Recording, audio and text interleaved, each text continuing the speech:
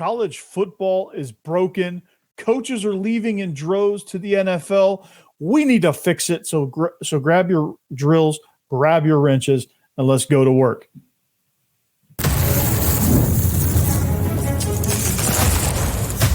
You are Locked On Vandy, your daily podcast on the Vanderbilt Commodores, part of the Locked On Podcast Network, your team every day. Welcome into the Locked On Vandy podcast on the Locked On Podcast Network. I'm your host, Corey Burton. Today, we're going to explore Clark Lea's claim on college football radio on SiriusXM that college football is indeed broken. Coaches are leaving in droves to the NFL, and we are going to maybe have to blow things up and restructure a few things. We're going to explore all of that, plus a little bit of baseball talk as we near opening day for the Vandy boys, but all that on the Locked On Vandy podcast. Thank you for making Locked On Vandy your first listen every day. Thank you to the everydayers as well. We are free and available wherever you get your podcasts and on YouTube as a part of the Locked On Podcast Network, your team every day. Today's episode is brought to you by FanDuel. Make every moment more. New customers join today, and you'll get $200 in bonus bets if your first bet of $5 or more wins. So visit FanDuel.com/lockedon to get started. So Clark Lee was on SiriusXM, and he claimed that college football is broken. And you know what? Under the current state of things, yes, I think he's right. And college football coaches are leaving for the NFL. Jeff Hafley, most recently. You have Chip Kelly on the verge of leaving. Liam Cohen jumped back into the NFL. Like, you have all these coaches that are interested in taking spots in the NFL, and it's becoming a problem because, like, the reason it's becoming a problem, and the reason why I think he's right in saying that it's broken, not broken beyond repair, but broken indeed, is because I think you're trying to kind of blend two models together. And when you look at what college football kind of used to be, I mean, it's been big business for a lot of years, 50 years probably, if you need to put a number on it. It's been that way for a long, long time. It's been a business, but like the current business model that it sits in, where you're in this new era of NIL, you're in this new era of transfer portal, where things just kind of seem to be free and clear of regulation, like, or very little regulation and very little clear guidelines on things. Like, it is indeed kind of the Wild West, and nobody really knows how to proceed. And what I mean by like an old system being heaped onto a new system being heaped on top of an old system, I think with the old system, like, everything personnel ran through the 9 to 10 on-field coaches. They had to do all the recruiting, all the roster management, all of the things. They didn't have these big giant staffs like some of these programs have, and they didn't have a lot of things. So in that essence, you're seeing these college football coaches get things dumped on them, and it's becoming a way bigger burden because, like, if you compare this to an NFL organization, they're the GM, director of scouting, offensive coordinator, head coach, head of marketing, what else? Brand management, sponsorship, like, they're head of everything. And these college football coaches, the recruiting calendar is messed up. Like, it's just like year round, like, they get no break and they're just getting absolutely crushed. And you're starting to see like evidence of that taking its toll because, like, Jeff Hafley, for example, is the new defensive coordinator for the Green Bay Packers. He would rather be the defensive coordinator for the Green Bay Packers rather than the head coach at Boston College. Why? Because the NFL has structure. That's exactly why. My cousin, Buster Faulkner, who is a coach at Georgia Tech, loves being at Georgia Tech. So don't take this like he doesn't like being at Georgia Tech. But like, he even commented, that's why Todd Monken left Georgia to go to the NFL. It's why Liam Cohen left Kentucky to go back to the NFL after leaving Kentucky one time before to go to the NFL, and that's why he's been in the NFL with Sean McVay, is because the schedule, believe it or not, is a lot better. And the one word that describes all of that, structure. Okay? Structure. It's unified and it's structured. Okay? Now, college football is going to, like Candace Lee sent out her letter to a bunch of people. Candace Story Lee's the AD, sent out a letter to a lot of people involved with the university, directly involved with the university, season ticket holders and all that stuff. She's calling for support and legislation for NIL. Yes, that is going to be very, very, very difficult, especially in this non-structured world of college football. But I think even in that, part of the reason why the NFL is able to manage a lot of this stuff is because of structure. And I don't think you're going to be able to do things the NFL does in college football with NIL. But, I think there are some guardrails that can be put in place, or there are some structures and some processes that can be put in place to kind of help streamline this, make it efficient, and make it equitable, right? And so the reason why college football is like seemingly broken and there's guys leaving and Chip Kelly wants to go is because nobody knows who's running things. The NCAA just hasn't really done a good job of putting their foot down, regulating this or that, setting clear guidelines hey, we're going to do NIL, but we're not really going to tell you what's going on. We're just going to kind of tell you when you got it wrong. And that's a problem. But it comes down to structure. And it's becoming a problem because you're losing a lot of good coaches. That's the reason why it's a problem. I said it at the start of the show. My take is exactly that. College football coaches are leaving and it's a problem. All right. And when you have all of this and you have these coaches, when they preach structure in their programs, it's hard to do when the outside world around you is not structured. And you have so many different moving parts that aren't talking to each other. You have these NIL collectives that aren't affiliated with the university, but get regulated in a way as if they are, like dealing with the Tennessee situation and what Florida State's going through and Michigan's going through. There's all sorts of things that could be just clear if you had a leadership structure, if you had just structure in general. And you don't, which is becoming the problem. And what I think what you have to look at to see why he says this kind of thing is because coaches can't coach. Coaches can't do what they're hired to do because they wear so many different hats. That's why it's a problem, right? We're exploring why. I'm going to restate the objective again. College football is broken. Coaches are leaving in droves, and it's a problem. And now I'm telling you the why. These are the supporting facts that go under the why. There's lack of structure. Coaches aren't being able to coach because they're wearing so many different hats. And you have to figure out a way to achieve all of that. The recruiting schedule is absolutely brutal. Brutal. It's year-round. The early signing day period has kind of disrupted the apple cart there. There's not much break. Coaches are getting burnt out because they're constantly having to recruit high schoolers. They're recruiting their own rosters. And in these transfer windows, they're recruiting the portal as well.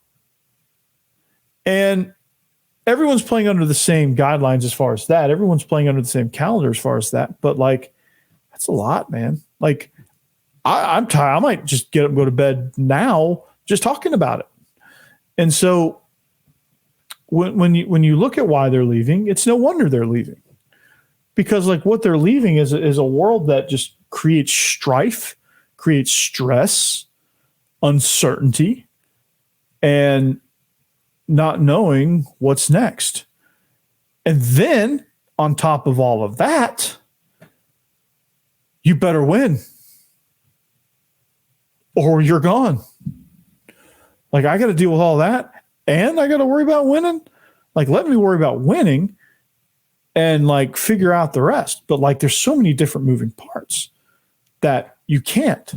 So we're going to take a look at now what you can do to kind of fix all of that, right? I've got my tools.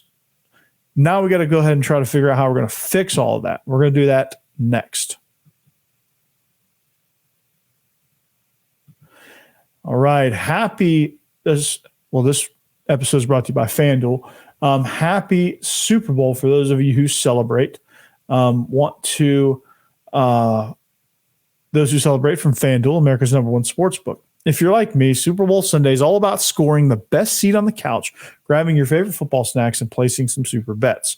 What do I love most about Super Bowl Sunday? Can I say, do I like the game? Do I like the food? Do I like the commercials? What do I like? Can I say D, all the above? Because like the game's always incredible. The food is always incredible, which comes with an atmosphere and stuff. But the commercials are also really creative and really funny. They have to be because they're paying $7 million per spot. So I love all of it, man. And the bets, obviously the big bets go on the spread and the over under, but I also love the prop bets too. Like the anytime touchdowns, I love doing like the Super Bowl because they have halftime show bets, they have commercial bets, they have what color Gatorade is going to be dumped on the winning coach bets. They have all kind of stuff that you can do with prop bets. So they have so many ways you can end the season with a W. Where you get a W or 2 or 3 or 4 or 5. What? Not only can you bet on who will win Super Bowl 58, but FanDuel also has bets for which players will score a touchdown, how many points will be scored, and so much more. So new customers, peep this. Join today, and you'll get $200 in bonus bets if your first bet of $5 or more wins. Okay? But you can't do that unless you visit FanDuel.com/lockedon to sign up. That's FanDuel.com/lockedon. Make every moment more with FanDuel, official sports book of the NFL.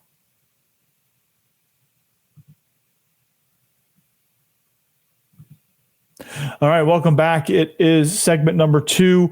Thank you for making Locked On Vandy your first listen each and every day. Check out Locked On SEC. Make them your second listen. Thank you also to the everydayers. Without you guys, it would make it possible. You make it possible for this show to go on. So you can visit us on social media as well. Locked On Vandy on all platforms. Right now, currently all platforms is just X and Instagram, but maybe that'll change here in the future. Let's get up to 250 subscribers, and we will talk about social media, elevated social media content. So that being said, we talked in the first segment, offered you some hints on kind of what it might take to fix this problem, but we explored why college football is broken. Why are coaches leaving? Why is it a problem? Because it is a problem. Good coaches are leaving college football. That is very much true. But now we have to kind of look at, all right, we've got this problem out here, and I'm a problem solver. I'm a solution guy. So we have to figure out how we're going to fix it now. All right. And I think there's a lot of solutions. There's probably a million solutions. There's probably guys and men and women out there with bigger brains than me out there putting their heads together and figuring out something that could happen if they ever are called to do so. But if you want my opinion, here it is. I think you have to, like Clark Lee's doing with football, I'm going to use that as a metaphor here for comparison's sake, but I think you just have to kind of revamp everything with college football. Because with this new age of college football, things are vastly different. There's so many different things you have to keep your finger on in the world of college football that a singular head football coach can't do. Otherwise, he's not going to be able to coach a team. So I think within athletic departments, I think you have to restructure from the AD on down, right? Your AD is obviously in charge of the athletic department. That is your answer. Okay. So I think you have to, let's start with the staffs. Okay. Let's start with the organization itself, the organizational structure. Then we'll go on from there. Okay. But I think you kind of have to make this a standard throughout college football or it's not going to work. Like and maybe you have different levels of it for the different levels that you govern as the NCAA, like Power 5, G5. Like I think you're going to have to let's start there. You're going to have to separate. This is called restructuring. Okay, you're going to have to separate Power 5, G5, and then obviously FCS, Division 2, Division 3, right? And you're going to have to set things in place for those different organizations, right? So you're going to have Power 5, which most of those schools are pretty, I don't know, they're the most even it's going to be.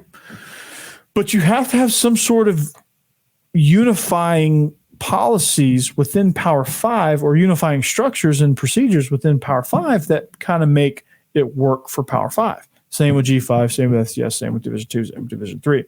Okay? You have to have things in place that go with it. And some basic things that I think you could have at all levels is you need to have some sort of staff of like 2 or 3. Maybe you put caps on it so that everyone's kind of equal in this regard. But you have like kind of a director and like 2 or 3 assistants, and that's your NIL staff. Okay, you with me here? NIL staff. Their job is to manage the sponsorships, manage the collectives. As I said in yesterday's episode with the whole NIL stuff, you have to have a staff that manages that. Make sure they almost act as agents to make sure that the sports are getting paid as equitable as possible. Now, obviously, football generates the most money, so they're naturally going to probably get the most kickback, right? It's just like any other business. But there's ways to get your people paid relative to what they produce. Okay? You have to create something like that. You have to create almost your inner agency. They're in charge of NIL. They're in charge of making sure that there's people in place that can help get your people compensated without them being paid directly by the university. Okay? Take that off the head coach's plate. All right? That's a relief. All right? I think you have to revamp your scouting departments. Like, I think you have to have, and maybe to make things equitable for, and I'm just going to go football because we're talking about football, but like maybe you need to revamp your staffs and cap it. Like you cap the on-field coaches, like you cap GAs and analysts and stuff like that. Like you need to have some caps on it. Maybe you restructure some things and restructure some people and move some positions around to be able to create the same size staff, but now you just have different departments. You need a director of scouting. And then from there, you need, the director of scouting is over everything. Then you need an NFL office. You have pro personnel and college scouts, right? So you need high school transfer portal, which is basically college football personnel. All right. You need those 2 avenues. And I'm looking at my time, man. I don't think we're going to be able to get to baseball day, so we might have to strike that off the list. So sorry about it. But you need those 2 departments. All right. And then you need a staff of like 2 or 3, maybe 4, 3, probably 3 in each, people helping us. So you create a nice little web there. All right. You're creating jobs. You're a $1 billion industry, so you have plenty of money. You're creating jobs for people, and you're creating opportunity. So scouting departments, right? They handle all things recruiting and scouting, right? They present to the coaching staff. All right. So you have that. Now you have your coaching staff and their teams, right? You have your on-field coaches who each have, the offense has a team of analysts and the defense of staff has a team of analysts, probably 3. And special teams has an analyst, has a singular analyst. The analysts focus on all the breakdown stuff, kind of like the current structure of the analysts right now. And then you have your on-field coaches who actually go out and do the recruiting. So like your Your director of scouting presents things to the head coach. The head coach is the head of everything.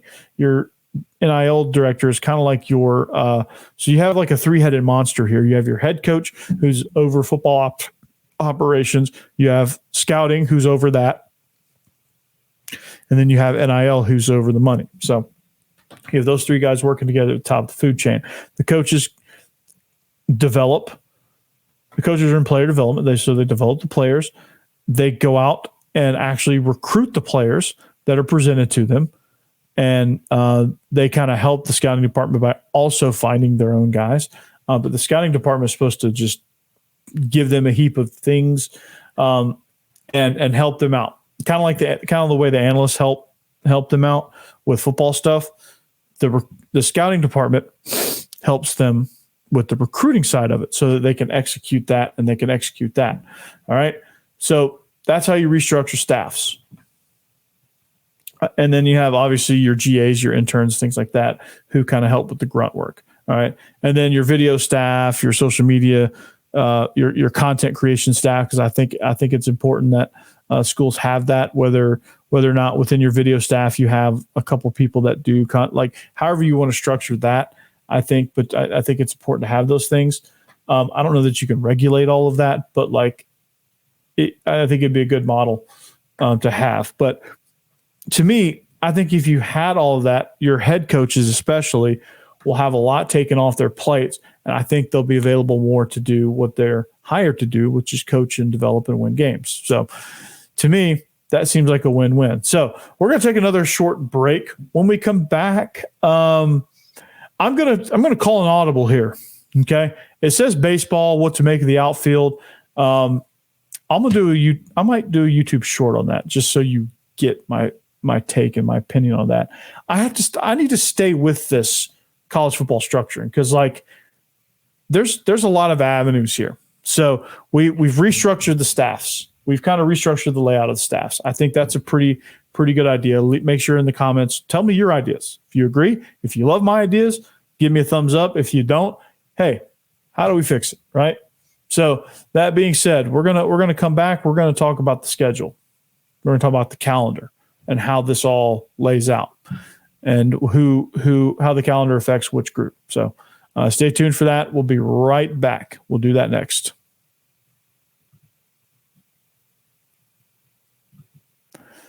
All right. We are also presented by Gametime. Just think about this. What could you do with an extra $100 in Vegas if you were there for the big game? Don't get too creative, but would you buy yourself a great dinner? Would you go to the craps table? Blackjack? Would you go to a show? Would you go play golf? I'm not even going to get into the other things, but Gametime is the fastest and easiest way to buy tickets for all sports, music, comedy, theater events near you. And right now, all users get $100 off when they buy a big game ticket with code Vegas100. With killer last-minute deals, all-in prices, views from your seat, and their best price guarantee, Gametime takes the guesswork out of buying tickets, right? My favorite things, all right, the things I love about it, I love the last-minute tickets, the flash deals, the zone deals. I think all that's fascinating. I love that you can see your seat from the venue and get a view of how you're going to see the event. I think it's easy, and I think that the lowest price guarantee makes sure you get the best price. So, as I said, they're the only ticket app that gives you the complete peace of mind with your purchase. See the view from your seat before you buy so you know exactly what to expect when you arrive. They have all-in prices, show you your total up front so you know what you're getting, a great deal before you check out. And you can buy tickets in seconds with just 2 taps.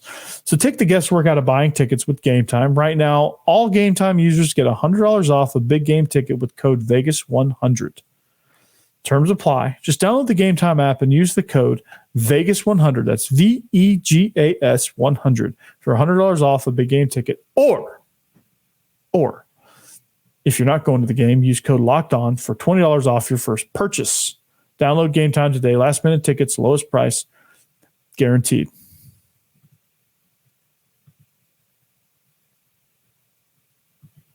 All right, we're back for segment number 3.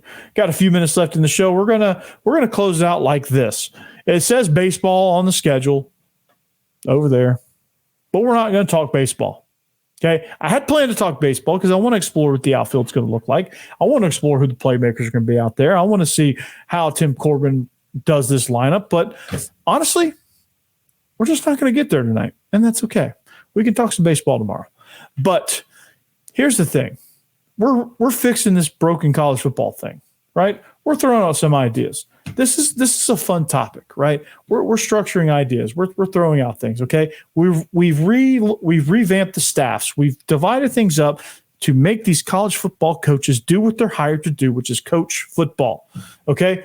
The next best thing that the NFL offers is structure in their structure, which that's the overarching theme, structure, right? To provide structure, I think you need to have a clean calendar.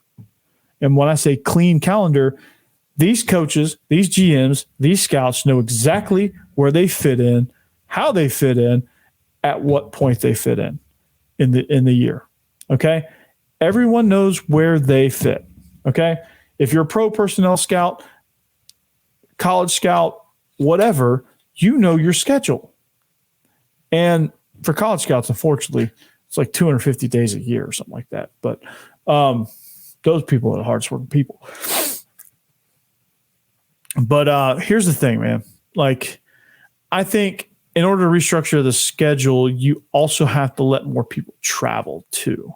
I think you have to list some regulations on that too, because right now only the on-field coaches can travel. And I think in order to clean up this whole recruiting thing and, you know, make recruiting, you just have to allow your scouting staffs to be able to travel. They used to have scouts, but you should let your high school staffs be able to travel a little bit. Okay.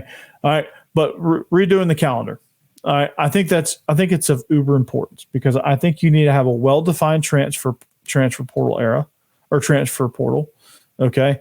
And unlike the NFL, like once the new season starts, you hit free agency, like you can, you know, it's not like, you know, I think you got to have like where the portal actually closes to give people incentive to like have to make a decision on whether or not they can actually jump in or not.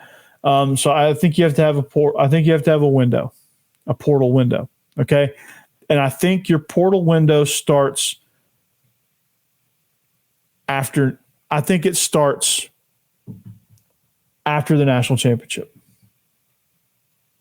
I think you have that wouldn't work. I think the portal window, because you have to enroll and all that stuff. So I think the portal window after the last regular season game, and I think the arbitrary date of like, let's say January 10th. I think you have to set more of a hard date because like different schools will open at different times. Okay. So once you're in the portal, I think you're obviously beholden to enrollment times after that. But I think you should be able to give your people time to transfer, time to enter the portal between that time to give them a chance to enroll. Okay. And I think, with that, you get like every enrollment period. I think there's a fall. I think there's a spring semester enrollment and a deadline for fall semester enrollment. So like if you want to be eligible for the next season, I think there's a certain date within the end of the semester. So the end of April, like the end of November, I think are your 2 days where you're going to open up, let's say, from November 28th, the day, the day after the regular season, which is Thanksgiving. I think that Thanksgiving week, I think that Monday after Thanksgiving, I think you started there and you go until like January 5th, right? Because most classes aren't going to start on January 5th. So I think you go to like January 5th, give people time to enroll. If you're not in the portal by then, you can't enter. And by doing that, you give people chances to enroll. Okay. I think the high school recruiting windows, I think you should. There's a lot of things in recruiting. We can explore the recruiting operation. We're going to have to carry this over into tomorrow, but I think you need to kind of preview for tomorrow. I think you need to update the recruiting calendar. I think you need to have I think you need to have your signing day earlier to where your recruiting window is, obviously you can sign any day after signing day, but like I think you offer your signing day before the senior season starts, right? I think you offer that as a signing day because, like, let's be honest, like Alabama's not signing any brand new seniors that they don't know about. They're not discovering a senior they don't know about their senior year. Like if you make it to your senior year and you haven't got an offer from Alabama, you're not going to get one. That's how recruiting is working. They're two classes ahead at this point. Like they're working two classes at a time. So like they can do that. They can make the signing period start then, and then you can sign any day from there until you graduate. I think you give them their whole senior year to sign, right? Obviously that first signing period, it's going to be first come, first serve like it always is. But I think if you move the signing day back to then, you get all your official visits in the spring. You get them all as juniors in official visits for games. I think it shifts the calendar in a way that I think you can do some creative, unique stuff. So, but we're going to continue this discussion on the next episode. So you're going to have to stay tuned right there. But we're going to look further at how you manipulate the schedule. We can look more in depth to the staffs as well. Just kind of deeper dive into the structure that I'm proposing. So, with that being said, this is the Locked On Vandy podcast on the Locked On Podcast Network. If this were a movie, it would be to be continued. But we'll see you back here tomorrow. Anchor down.